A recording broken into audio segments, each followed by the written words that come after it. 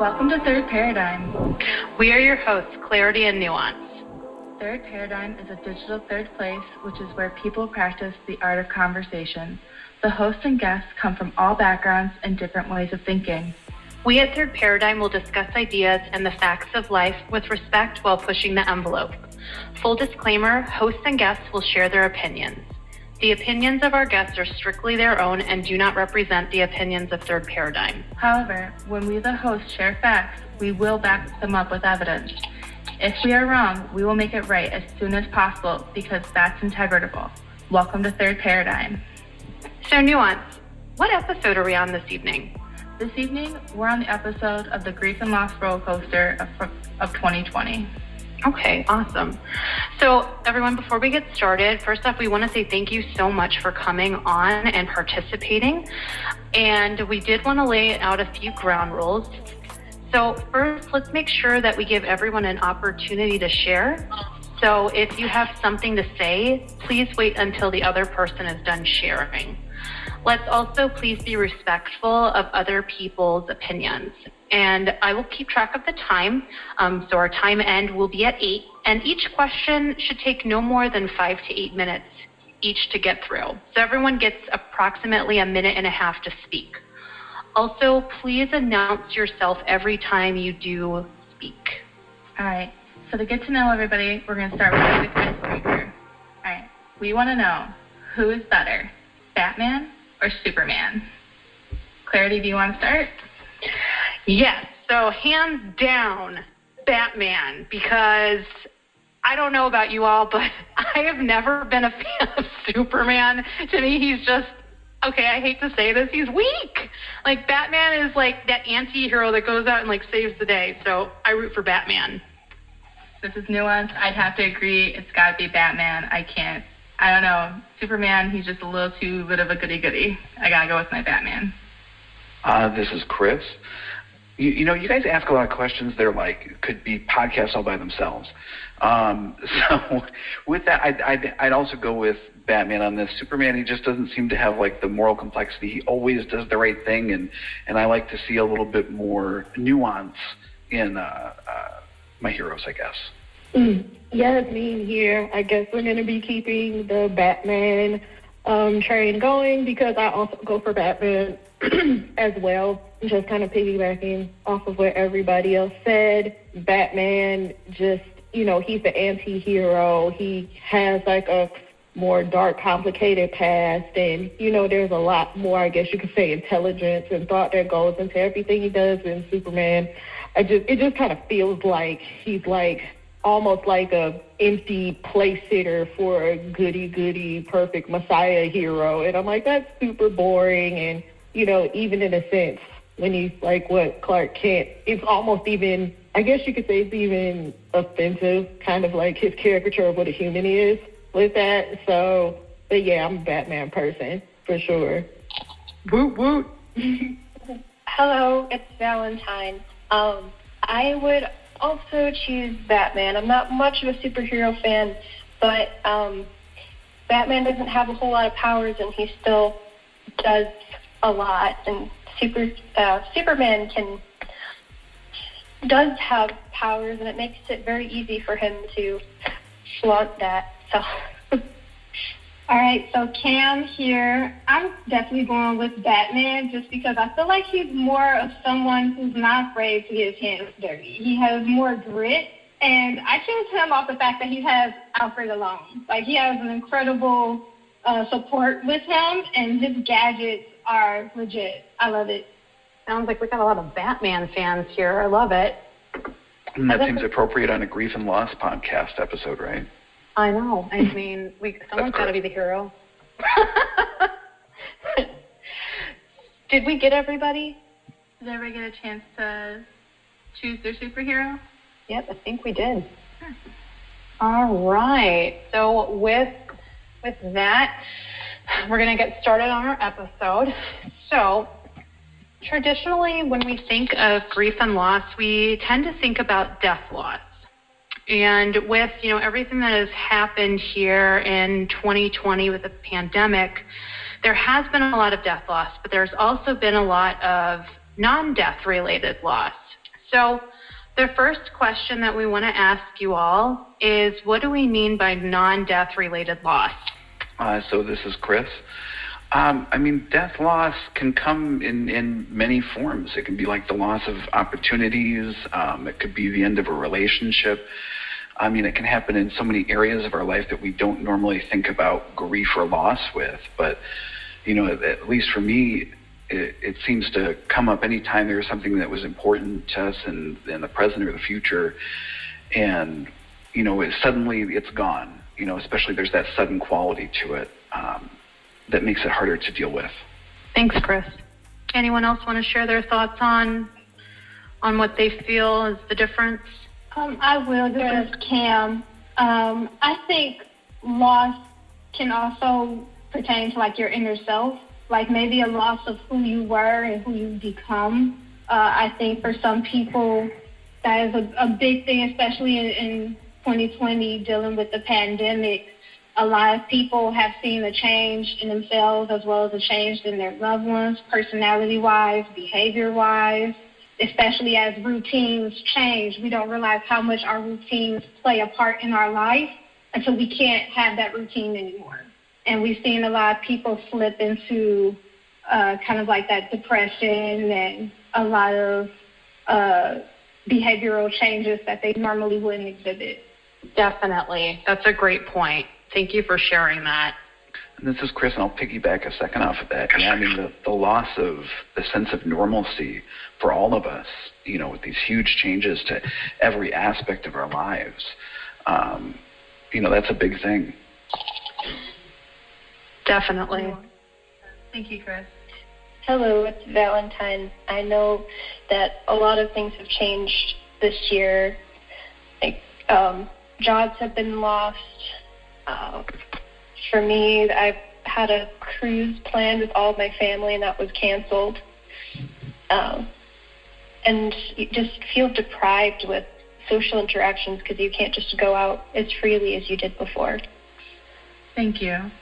It sounds like we kind of understand the definition of a non-death loss. Going into the second question and kind of piggybacking off what was already said, can you guys tell us some of what losses you've had, non-death and death-related this year, and maybe describe a little bit of your initial reaction to those losses? Excuse me, Yasmin here. I can go first for this one. In terms of, I've had both death and non-death related loss during this year with the pandemic. And for non-death, it would definitely be loss of job opportunity. I was definitely looking forward to an paid internship this summer. I'm a graduate student, and I was really looking forward to this. It was going to be local, and once again, it's not all too common to find an internship that's not only paid, but paid pretty decently, and that got completely scrapped, and that was really disheartening for me, and I definitely think just kind of experiencing not being able to socialize with people. I feel that I deal with the lowered socialization a bit better than others because it doesn't feel much different from what I did before. I still have core groups of friends that I still talk to and communicate with on a regular basis. But for me, I guess I don't know. And this does not make me a better coper in this time per se. It's just, I guess for me, it's not as super devastating that I can't necessarily see my friends or hang out with them because for me, the desire to keep all of us safe is more important to me. But that it does still have an effect. And in terms of death related, due to the pandemic, I've experienced over 15 deaths of family members, friends, church members, associates, things of the like. I feel like I've been talking a long time, but those were my losses this year. Thanks, Yasmin, for sharing that.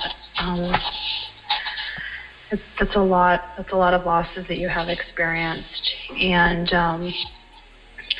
I also thank you for mentioning, the difference between like individuals who may be experiencing more introversion versus extroversion, and how that can definitely play a role with, how certain things affect each of us with this pandemic. Mm-hmm. Anyone else like to share? So this is Chris. I've thankfully only experienced 2 death losses this year, but I work as a therapist, and so I deal with 30 or more people's death losses as they come and deal with those throughout the year, and so that grief has kind of definitely touched me in that way. Personally, I guess the non-death losses have been more significant so far. Most are centered around that loss of freedom to see people engage in everyday life, connections with longtime friends, and people say, well, just getting on Zoom calls with them. I'm like, I'm in a Zoom call for 6 to 8 hours a day with clients, and so I'm too zoomed out after all that to really reach out to anybody. And so then there's also that feeling like I'm not doing that reaching out, which kind of compounds it. And the other big non-death loss has probably been the loss of feeling of security over my business. I just started last year, and so then this happened, and suddenly, I'm worried about every little thing going on with that, and what it's going to look like over the next year. Thankfully, it's been not too bad, but it's still feels like it's always on the horizon. Yeah, there's a lot of lack of control in what I'm hearing from like what you're experiencing, and like that feeling of being drained after you work with your client all day and not really feeling like you have the energy to really expend or extend yourself any further to other people, which is very understandable. I'll just say for myself, this year has started off really rough. I lost my grandma at the beginning of this year, and then I found out that a childhood friend had killed himself, and that was excruciatingly, that in particular affected me really badly. It took me about a month to really start to see like the clear skies again. But yeah, and then of course COVID-19, then the pandemic started, and I think my biggest loss was the loss of the normalcy that I had been, residing around, like being able to go to coffee shops and just kind of people watch and see my friends whenever I wanted to. Now I have to be careful about, who I'm even able to be around. I have a very small group of people that I feel is safe enough to even extend myself out towards. So I think all of that has been hard. Yeah, and I think that's, and I don't know what your situation is. This is Chris again, by the way. I don't know what your situation is, but I think about that social isolation, especially for those who don't have anyone in the home, right?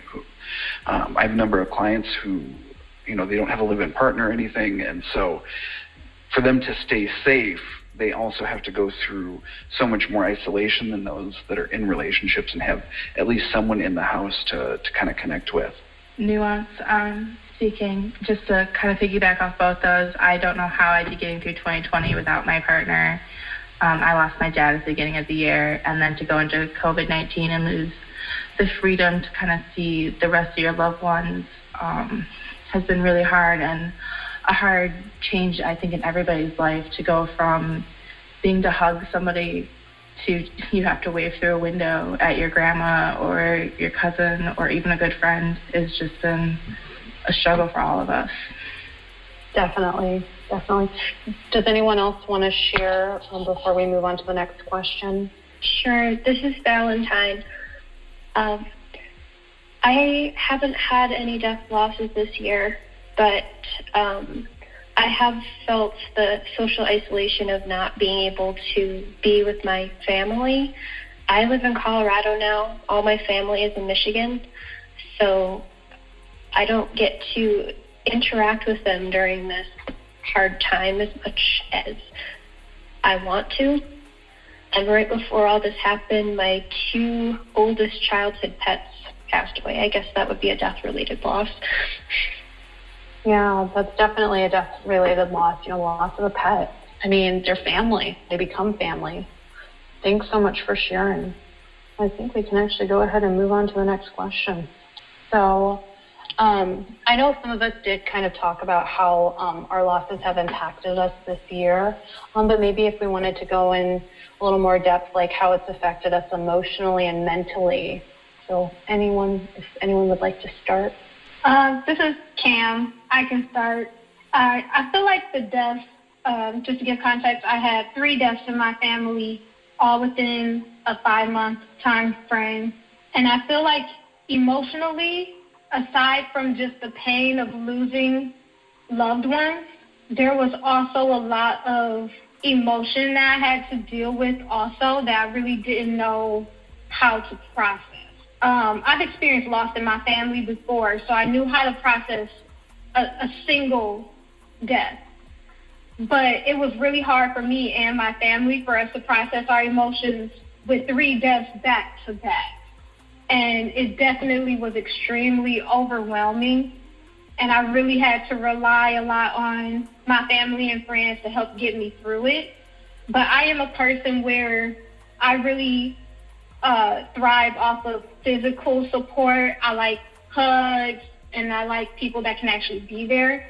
So it was difficult to get that support and still not have that up close and personal interaction with the people I love and my family and friends. So I would say emotionally, the losses I've had really took a toll on us, and it was hard to process those emotions in the midst of a pandemic. And this is Chris, and and just to kind of add something to what she had said, imagine that if your main way of, or one of your main ways of getting support is that physical touch, that this isolation is even more grinding on you too. So I imagine that makes it a lot more difficult. For me, like as far as the impact, there's been a lot more anxiety this year, a lot more fear, right? A focus on the potential things that could happen or could accumulate. Again, it's the kind of like always looking at the horizon, wondering kind of what's next in 2020, which is a very different state of mind for me than usual. It's definitely had that impact, and also feelings of isolation. I haven't been able to see really anyone.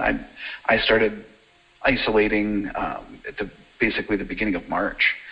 And other than a couple weeks in the summer where I went out to do errands and stuff like that, I pretty much still haven't seen anybody. It's me and my wife and our pets here, but and my mother is like the one person that we allow to come over because I know she quarantines pretty hard. But other than that, we haven't really seen anybody for almost 9 months, and looking at another however many months ahead of us. There's some sadness there too. Definitely, and like to piggyback off of that, the fact of that we don't know when this is all going to be over and how much longer we're going to be separated from loved ones. I know like my husband, he is separated from his family across the border, and we haven't seen our nieces and nephew for, my goodness, like almost a year. And I know it's hard on them. And that kind of, this is Chris again too, that kind of makes me think too about like the impact on children who aren't getting to meet their extended families. My wife's sister had a son in the past year or so, and we had still I haven't gotten to go meet him. But I was thinking about like what's the impact there on kids and not getting to kind of have that socialization with extended family and everyone else too. Definitely. Being here, we are talking about just kind of how we've just been emotionally dealing through everything that's happened with this year with the pandemic, correct? Correct. It's been a roller coaster is the best way to describe it. I'll try to keep this succinct for time reasons. I think the thing that I felt the most this year was rage and numbness, and with that numbness, like definitely like a very deep sadness and grief. Numbness because I have a trained response to big, horrible events with numbness first, because in a sense, I guess I don't know how to deal with it at first, and I'm just trying to immediately just kind of cope with the news immediately and what needs to be done right after that. And it can take me a long time to officially feel. I've been doing better this year, but it's been gut-wrenching. I've been having to very mindfully grieve this year over, the deaths and just, other non-death related losses that I've dealt with. But then I think rage because, and I'm not sure if I'm going to rub anybody's fur the wrong way or not, but this is something that I have been feeling. I think I've just been feeling a big rage. I've been feeling enraged over people not being willing to look past themselves to protect others via a simple mask. That has been a very big issue for me. I've been enraged about how African Americans are 3 times more likely to die if they catch the virus, which has been the case with these 15 people that died in my case. 14 out of 15 of them were Black. Me as an immunocompromised person, I have a higher chance of dying from this than other people, and I'm Black as well. It's been extremely difficult. I agree with the other person. They're used to more physical forms of support. I'm cut off from my direct family mostly. I've been seeing them a bit more because circumstances, but that still has to be very careful. But long story short, I think I have to work on me being highly cynical about humans and humanity, because I don't think I've felt a greater disgust for people not wanting to protect others and protect themselves with just a freaking mask. It's just a mask. And them being more concerned about personal liberty over protecting the collective whole, and, being so individualistic over, hey, let's band together and do this. I understand there's a lot of stuff going on. I'm going to get off my soapbox, but yeah, I've been mostly pissed off this year. No, thanks so much for sharing that, Yasmin, because I think a lot of people are not taking into consideration the fact that there are other communities that are being impacted by this so much more than others, and just the reality that we need to really start being more considerate of other people and not be so consumed with ourselves. And I think that is an issue that's been long-standing, and it's really coming to the forefront this year. So unfortunately, we are going to have to move on to the next question. So I will let Nuance take it away. So just piggyback basically off all of that, have people minimized your loss or losses this year, non-death, death-related? Go ahead. And let's start with someone who hasn't spoken. Valentine or Cam, would you like to start? Yeah, I can start. This is Cam. Thankfully, this year I haven't experienced anyone downplaying the losses that I have gone through, mainly because a lot of the people around me were also friends or family of the individuals that we lost, so they understood that. And a lot of people have been supportive because they're in the same boat. They have experienced loss in one way or another themselves. So I think when they hear of another person's loss, it's automatically that love, that sympathy, that I understand where you're coming from. I'm here if you need anything.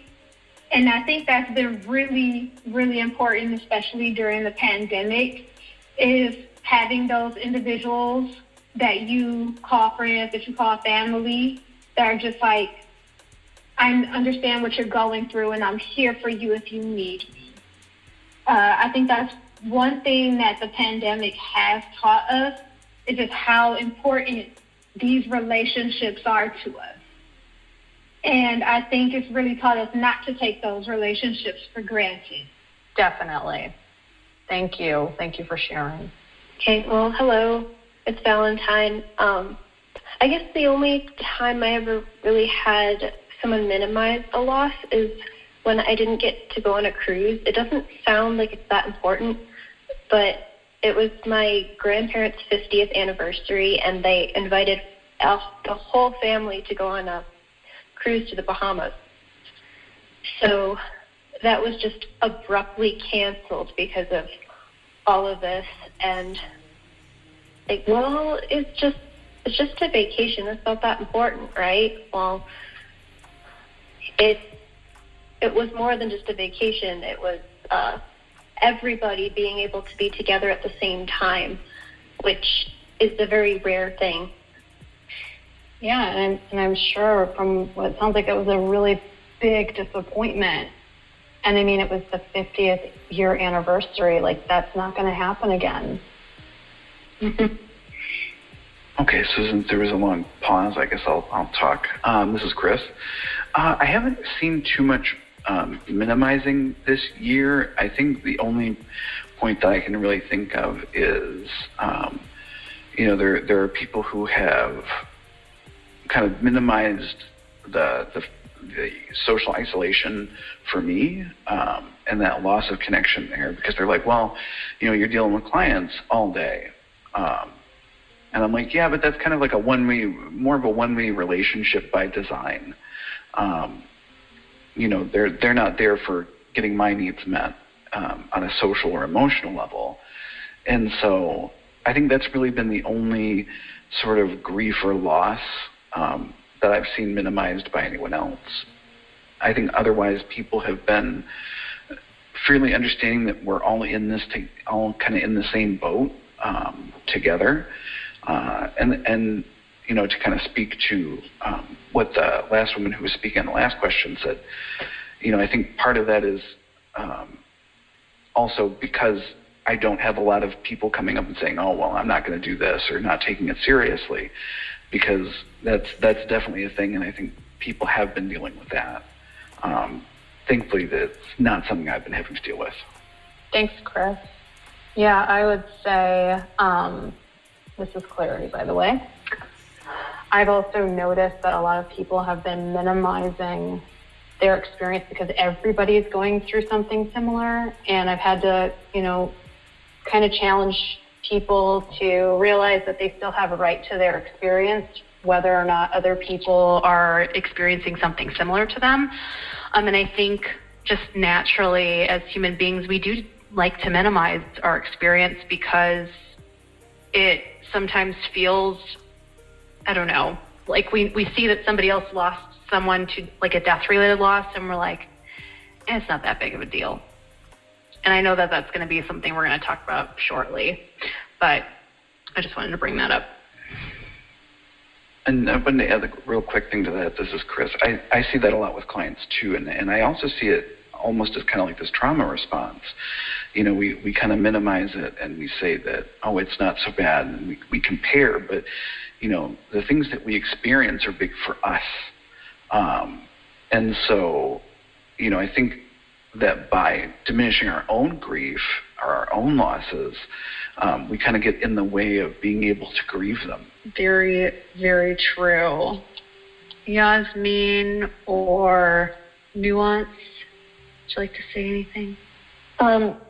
Yasmin here. I think it's really interesting just how everybody chimes in a sense. Like, it can be difficult, I guess. It's difficult kind of interacting with each other when all of us has encountered a form of death, whether it be the death of a person or it be the death of opportunity, death of stability, things like that.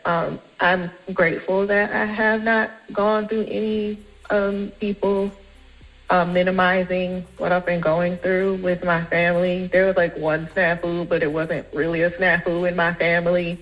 I just, I just think everybody was just trying to learn how to do things for themselves. But I feel like I've been absorbing what my friends tell me about what their bad experiences are, and then I take those personally.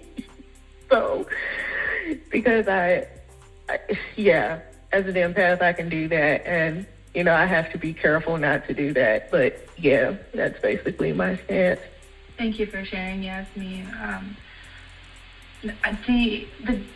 The only minimization I've seen, I guess, has been more towards businesses, just from where I work professionally. I've spoken with a lot of different vendors who are independent business owners, and I don't think, at least I didn't know just how much they're being impacted and how much their loss has been minimized. I know we've lost a lot of freedom, but the freedoms that these businesses and distributions and just vendors in general, a lot has been lost from them, and I think that's the minimization I've seen, is just nobody really wants to talk about it. Very good point.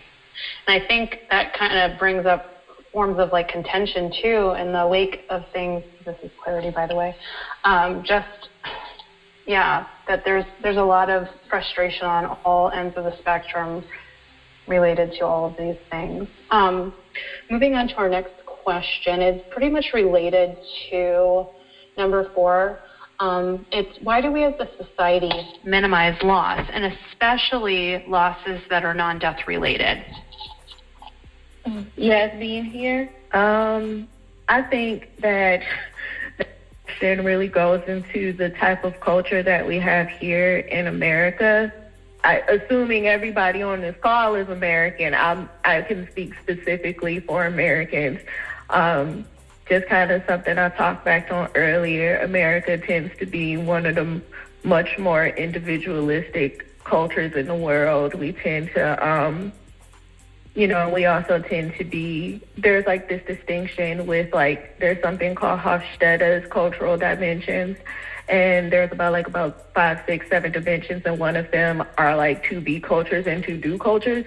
And America, being considered low context, is a to do culture, which means that my identity within this culture is based on the things that I do, not based on who I am. So there's so much that we do, we gain identity and fulfillment, we're built into it by the things that we do, by how we work, who we socialize with, our friends, our hobbies, things like that. And, I think that also it can be dealing with that being paired with being very individualistic, just culturally being our environment. It's easy for us to focus more on ourselves and to also minimize the emotional impact of other people, because the emotions can be more suppressed within ourselves, so it can be expected to be that way for others as well.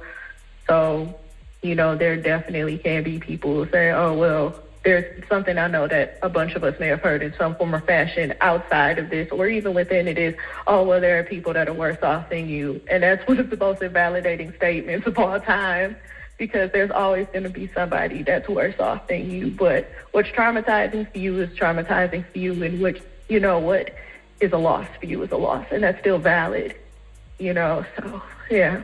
Thank you. And that's definitely true. Everybody experiences things individually. Like one person's experience may not affect another person the same way, and vice versa. Hello, it's Valentine. I agree that the United States is a very individualistic place to be, and I don't think we really know how to think as a collective sometimes. And so I just lost my train of thought. I'm sorry, but no, it's fine. This is nuance. No, I understand what you're saying. I think as a collective, we just want to go with the flow rather than go against the stream. This is Chris. Obviously, the individualistic society thing is a factor here. And I think that also, one of the things that they mentioned the Hofstadter's dimensions of a society. And I think that, with that to-do kind of orientation where the focus is on what you're doing, also empathy as a practice and a value is diminished because it's not something that you're doing. It's kind of a state that you're in and that you provide for others. And so I think when you see other people's pain and when you see their grief, when you don't have that ready stance of empathy, what we're left with is our own discomfort with other people's painful emotional experiences. And so at that point, we have our own feelings that we kind of get lost in at that point. And what we do is we try to seek to fix it, right? You'll get people that are trying to problem solve away people's loss or their grief. And, at that point, it's invalidating for the person who's experiencing the loss or the grief, and it's frustrating for the person who's trying to fix it, quote unquote. And so what do? To resolve that is we minimize it so that we don't have to sit with that harsh emotional response or discomfort at seeing someone else in pain. I think, and one thing that kind of exacerbates this too, or makes it worse, is that part of the process of empathy and being with someone's grief and loss, it neurologically speaking kind of hinges on our ability to see them and experience them and have those things happen in our brain which give us that empathetic response. And I think that especially right now when we're so limited to like online connection or video connection that has lag, right, where we don't get those same sort of things, it makes it even more difficult. This is Clarity. Thank you. That was extremely insightful and very helpful, I'm sure, for a lot of us to hear. If anyone else would like to speak, I think we can do probably one more person, and then we're going to move on to our next question. Okay, I think we're just going to move on to our next question then. Does anybody want to share any regrets that they have from this year? I can go. This is Cam. I think the major regrets that I have for this year, I know you can't foresee a loss that occurs in your life, but I do wish that when we went on lockdown and the pandemic first hit the U.S., that I would have checked in on family and friends a little more. I feel like there are some people I just wish I should have reached out to more, even if it was just to ask how they were doing, if they were okay. I feel like there were some individuals in my life that were really going through a tough time, and it kind of showed mainly on social media. And I kind of just, because I think I was processing my own situation, that it was easy to kind of write off everyone else's situation. So I think that is one thing I regret, is just not reaching out to people more and not maintaining certain relationships. Yeah. Thank you for sharing that. I'm sure that so many of us have similar regrets to what you're experiencing. I know, as Clarity, for myself, the biggest regret I have for this year, get ready, because it might get intense. After the loss of my friend this year, I was out of touch with him for probably a good 10 years. And a part of me was like, wow, I should have been in touch with him. I failed him. And I know ultimately that that's not the truth, because, friendships slowly come to closes, and, friendships also play a role, like one person reaches out, the other person reaches back, and that wasn't really the case for either of us. But a part of me feels responsible that there was something that I could have done to help him so that he wouldn't have ended up taking his life. So yeah, that's kind of where I'm at. Me here, just for clarity, this is slightly unrelated, but I guess as a person that's also dealt, being like, I think they consider people who are affected by the loss of a suicide as being like the survivors of the event, if I'm not mistaken. So I relate because that's happened to me before. I think it's very natural for us to feel like we could have done so much more. And I think that same feeling translates into a lot of just this year period. I think a lot of us wish that we were able to see certain family or friends and take advantage of certain things one more time before the freaking apocalypse kind of came in and kind of set in. And for me, one of my biggest regrets, this will sound weird, I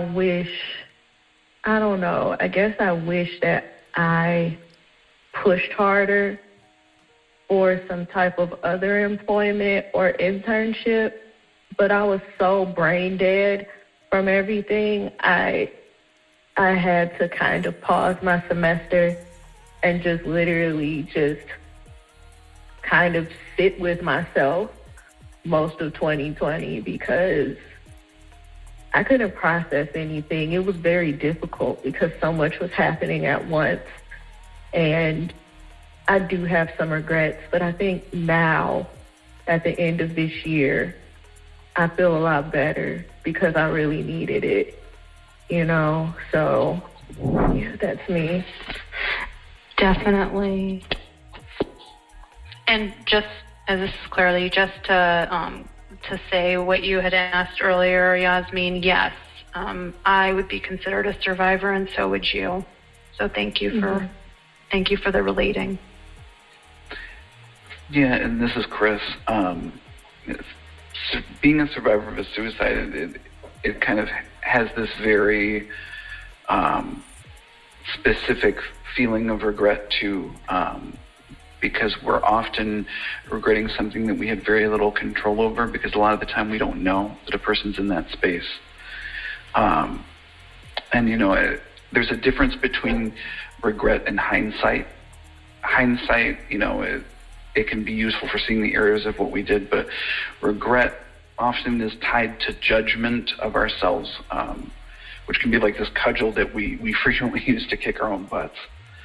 And I'll share too, I'm a suicide survivor several times over, and it's part of the reason why I'm in the field of mental health is specifically because of that. And so, sorry, I got lost in my own stuff for a second there. But remember to be kind to yourself, following something like that, and recognize that if you had known more, you would have done more. You did everything you could with the best information that you had. So sorry, I guess that kind of became me kind of going into caretaking mode there. So I don't know if I answered the question. That's okay, Chris. We appreciate it. This is nuance here. I guess a regret I have of this year is just not being as grateful as I was last year. I think I took a lot for granted last year, and having a lot of freedom taken away this year, not being able to spend time with family this year for holidays, it's just, if I'd been more grateful last year, maybe not seeing them this year wouldn't be so painful and frustrating. Thanks for sharing, Nuance. We can take one more person and then we're going to move on to the next question. So you can all fight over it, or we can just move along. How about that? All right. So lastly, this is our last question of the evening. What was it like discussing your losses with everyone tonight and hearing from others? So this is Cam. I actually find it very therapeutic, honestly. I feel like it's really, for me personally, it feels really good to talk about this with other people that have experienced or gone through it, because it makes you feel like less isolated. It makes you feel like even though we're apart, there's still this sense of community and that we can relate to one another on a certain level, and through certain emotions and certain feelings.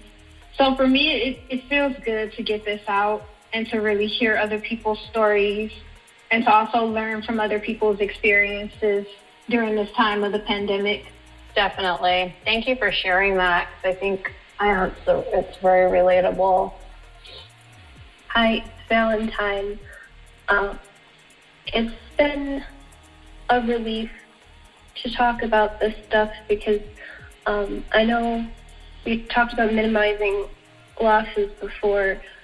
My partner, he tends to be one of those people that's the have a problem, solve a problem kind of person, and he doesn't really listen all the time.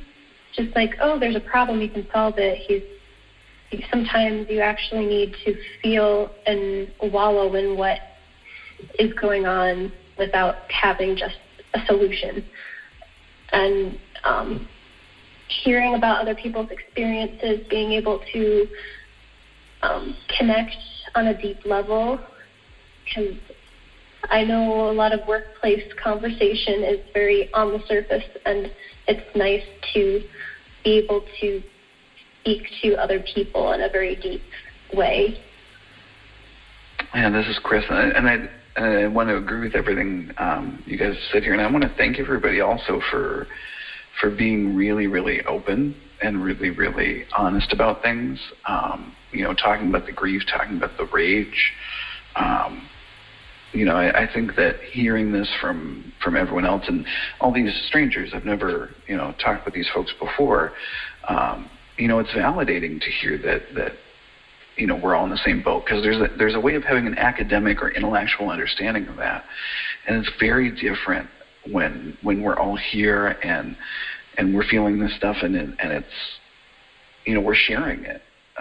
A lot of the times, because of that minimization in our culture, we kind of get stuck alone with our own losses, and so it's been really nice to have everyone here and everyone being willing to share and open up about things. Yes, definitely agree with everybody. Valentine definitely brought up something that really struck me, just being able to just sit in the grief and in those feelings. I guess for me, coming to this, a lot of raw feeling came out for me. I began to feel that rage kind of bubble back up to the surface yet again. But also this has kind of been like a mindfulness exercise for me, but also in a way in which I can listen to the experiences of others and see that, like, hey, you don't have to naturally go through everything by yourself, because I do grieve very privately, and I do tend to always deal with my things by myself, especially being an introvert and already kind of like being a bit more and being a lot more physically isolated and, in a sense, being more okay with it, but it still becomes extremely heavy for me, and it brings me to into a state of inertia, which kind of goes back into what I've had to do with kind of dealing with my life this year.